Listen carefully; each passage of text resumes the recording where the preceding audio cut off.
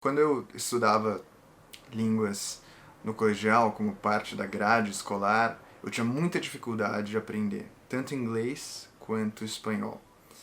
E eu realmente não conseguia falar, me comunicar com alguém em inglês nem espanhol. Fui muito mal na prova do vestibular de inglês para entrar na faculdade. E quando eu entrei, eu não consegui nem matar as aulas que viriam, né? Porque a maioria dos meus amigos passou na faculdade e junto com a prova de vestibular eles anularam alguns semestres que eles precisariam fazer de inglês. Eu não consegui anular e era um inglês muito básico que precisava para anular essas matérias, para que você não precisasse cursar, né? Para que você tivesse a proficiência concedida nessas matérias e elas fossem direto para os seus créditos, você não precisasse fazê-las. E eu tive que fazer, porque meu inglês era muito ruim, mas eu fui postergando essa matéria. Eu teria que ter feito, né? Mas eu fui postergando até os últimos anos, e aí nesse período entre começar a graduação e terminar, foi quando eu realmente me aventurei com mais profundidade no estudo de idiomas, e aí consegui aprender inglês, e depois prestei as provas de proficiência, e consegui até o último nível que eles tinham, anular todas e ganhar todos os créditos com uma prova que eles deram, que seria, eu acho, assim, equivalente a um C1. Eu não cheguei ao C2, que seria o maior grau de fluência possível em inglês. Precisa de coisas muito específicas de gramática e de conhecimento sobre áreas que realmente é complicado se você não viveu em países que falam inglês como língua nativa.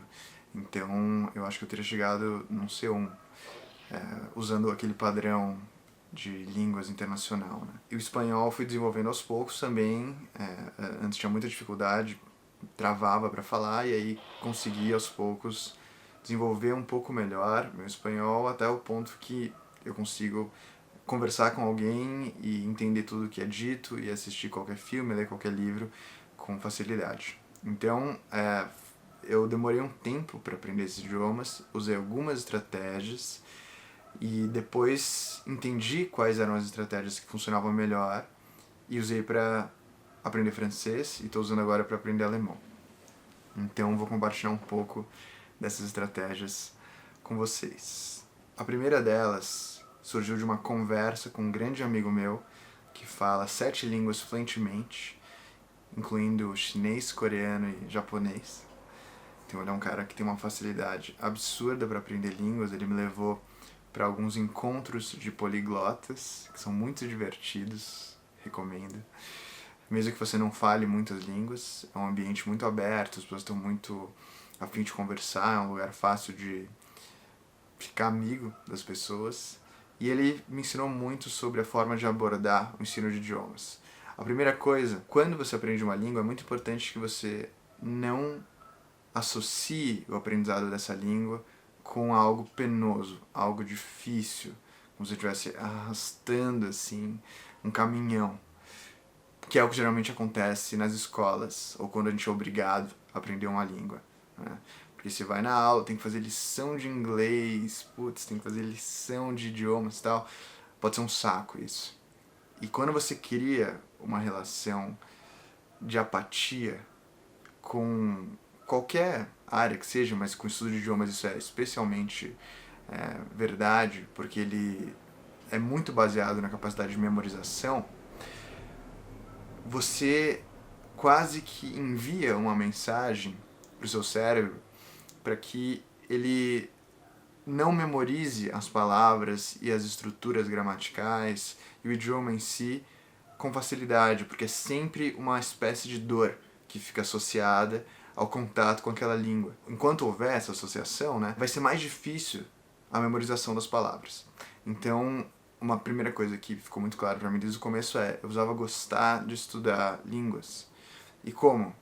Primeira coisa, não se forçar a ficar estudando coisas que parecem ser muito chatas, do tipo livros de didáticos, assim, de gramática, livros que tem exercícios maçantes e que depois de 20 minutos fazendo você quer jogar o livro no lixo, queimar, dormir e nunca mais olhar para aqueles exercícios, porque isso realmente é difícil. É realmente uma prática que muita gente não gosta. Tem muita gente que gosta, e quem gosta vai fundo. Mas como eu sabia que eu não gostava nem um pouco, eu aboli completamente o estudo baseado nesses livros e comecei a estudar a partir de duas coisas, principalmente. Contato com filmes e prática do idioma com pessoas que falavam mais ou menos bem ou que falavam bem. Então, conversação e assistir filmes, séries, desenhos que me colocassem em contato com o idioma.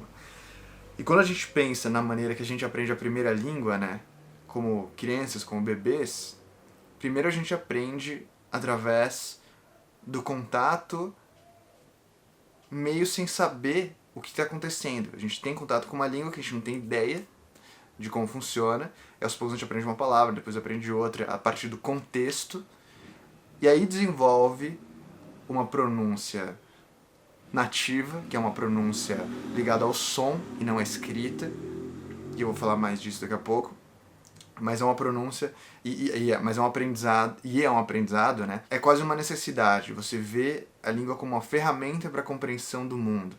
E quando você assiste muitos e muitos filmes, tem um contato muito grande com um contexto ligado àquela língua, você passa a enxergar a língua como uma ferramenta para a compreensão de uma realidade, de um enredo, de um contexto, e não como algo maçante que você tem que aprender para botar no currículo, sabe? E essa necessidade de entender a língua para entender algo que vai além da língua já faz com que a gente enxergue o idioma com um propósito prático. Bom, isso vai servir para alguma coisa imediatamente.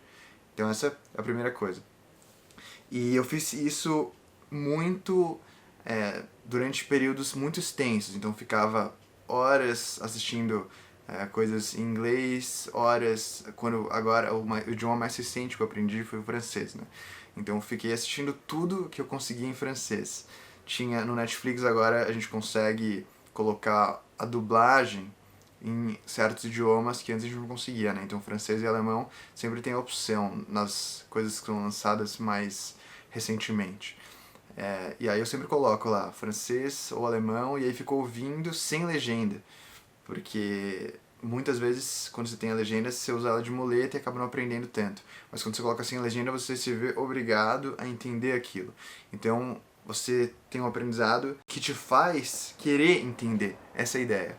Você fica com aquele desejo de, putz, preciso entender melhor essa estrutura, preciso entender melhor essas palavras. Putz, tem essa palavra que eu já ouvi várias vezes e não sei o que é, vou procurar. Esse contato constante com a língua, de alguma forma, simula, claro que não é igual, mas é o possível e é o mais parecido que a gente consegue chegar, né, a um contato mais profundo com o contexto nativo. O ideal seria viajar para um país que fala inglês como língua nativa, ou alemão, ou francês, ou o idioma que você está aprendendo. Mas quando isso não é possível, a forma mais direta de se aproximar dessa viagem é a partir dessa exposição continuada ao cinema, principalmente, porque como tem a imagem, você entende a associação entre os objetos, sobre as sentenças, os contextos e a linguagem. Tem uma outra coisa que eu usei muito e que pra mim é fundamental, assim, eu não consigo conceber o estudo de um idioma novo sem isso, que é a prática do idioma sozinho. Então eu amo falar sozinho no idioma que eu tô aprendendo. Fico conversando comigo mesmo e aí tá, não entendo uma palavra, não sei como falar uma palavra, procuro, e aí começo a treinar a pronúncia e aí vou continuando e tal. E aí esse é um método assim que é infalível para o desenvolvimento. Se você conseguir durante meia hora por dia treinar, por pior que seja, o idioma que você está aprendendo, falando sozinho, contando para você mesmo como foi o dia, pode ser até uma sessão de terapia, falando de coisas mais profundas, assim, esse é um exercício fenomenal, porque você fica o tempo todo se perguntando como são as palavras que você esqueceu, querendo desenvolver um novo vocabulário, e o que é ainda mais legal dessa metodologia é que você aprende a falar no idioma que você quer aprender da forma que você pensa o próprio idioma. Porque existem muitas formas de falar a mesma coisa. É claro que é legal expandir o vocabulário cada vez mais, mas a gente fala com caminhos que muitas vezes se repetem. E muitas vezes a gente nunca usa certas palavras e usa muito outras. E é quando a gente associa o aprendizado do vocabulário à maneira que a gente pensa para articular o uso da linguagem, a gente começa a ser capaz, né? A gente se torna capaz muito mais rapidamente de aplicar o idioma que a gente está aprendendo nas conversas. Então essa é uma estratégia que eu acho fantástica. Uma coisa que dá pra fazer, que eu fiz em algumas viagens, quando eu estava aprendendo francês, é falar no telefone sem ter ninguém do outro lado da linha. Então bota o celular aqui, finge que tá numa ligação tal, falando no idioma que você tá aprendendo, e aí fica lá falando, fingindo que tá conversando tal, porque eu ficava com vergonha, né, de ficar falando sozinho no meio da rua, eu comigo mesmo tal, falando mal o idioma ainda, né, mas quando você tá numa ligação, ninguém liga, ninguém nota, ninguém olha pra você, porque é normal, você pode falar baixinho e tal, e essa foi uma das estratégias que eu mais gostei de aplicar, que talvez tenha sido a mais útil de todo o processo de aprendizado de línguas. Eu não sou um grande especialista nesse assunto. Tem pessoas que aprendem 12, 13, 20. Eu vi no YouTube outro cara que falava 70 idiomas. Eu não chego nem perto disso e não tenho a pretensão de chegar. Mas eu acho que o conselho que eu posso dar é como aprender de uma forma leve. Então, gostando de aprender, né? Sem passar... Eu vi um cara que tinha aprendido francês em 30 dias e a rotina do cara era 8 horas por dia de ensino de estudo de francês. Que é uma coisa que eu nunca fiz. Eu acho que é até interessante como experimento, se ele gosta, se ele acha que vale a pena, eu acho... E se ele tem tempo de fazer isso, né? Não trabalha, ou tá de férias, eu acho fantástico. E eles usam uma metodologia bem interessante, até dei uma olhada no vídeo, mas eu acho que se existir um momento do dia, todo dia, para a gente se dedicar ao ensino de línguas, é inevitável que exista um processo de evolução. Quando eu estava na faculdade, o que eu fazia é, todo dia no almoço, eu ouvia um curso de áudio de ensino de francês. Então, não era nenhum sacrifício para mim. Eu normalmente almoçaria sem nada, eu ficaria só comendo. Só que eu botava no fone de ouvido um curso de francês. E aí fiz isso durante pouco mais de 6 meses, acho. E aprendi bastante. Porque você vai aprendendo a partir do som, você vai construindo, você vai progredindo nas aulas, né? Tem vários cursos de idiomas só em áudio que são bons. Tem um do Paul Noble, não sei como pronuncia o nome dele, mas é bem legal. Tem um do Pimsleur, e o Pimsleur é bem bom também.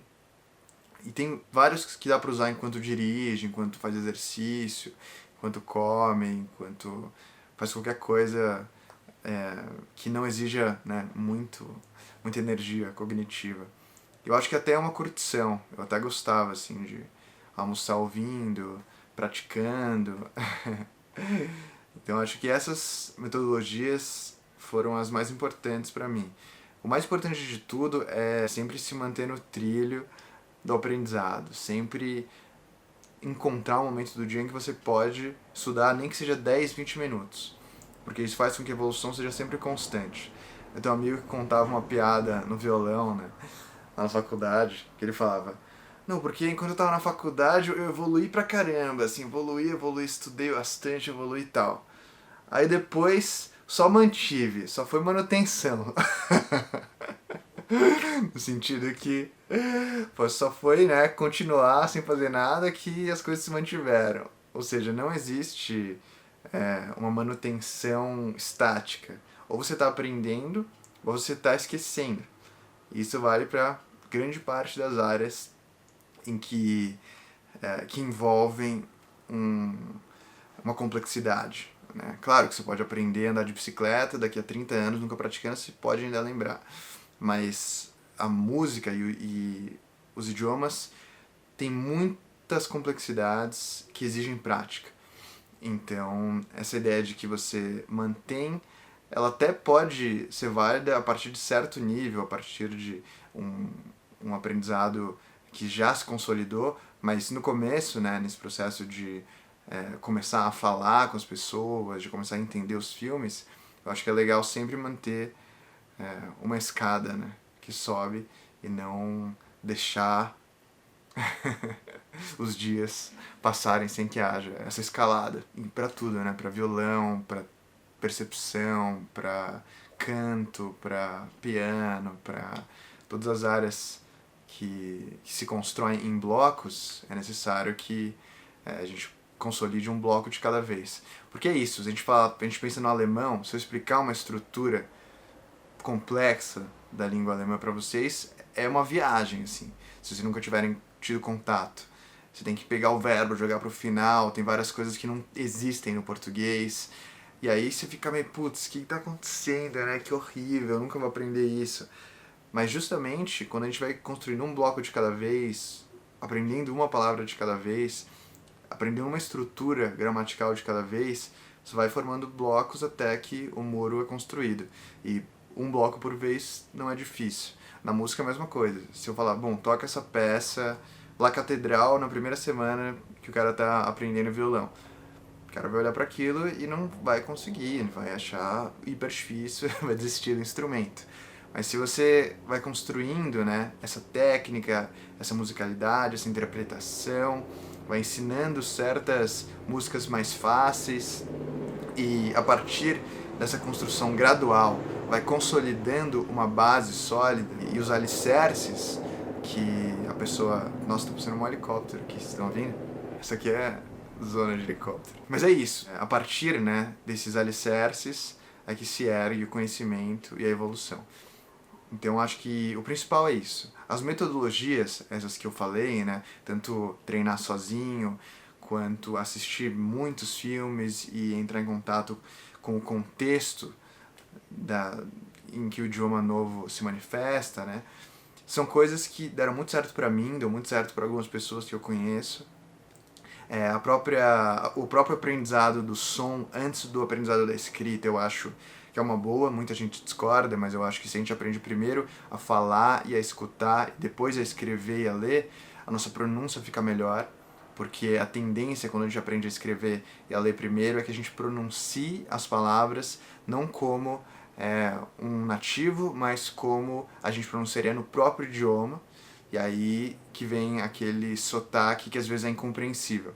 Eu não me oponho de nenhuma forma a sotaques, mas acho que existem problemas de comunicação dependendo do quão fortes são esses sotaques.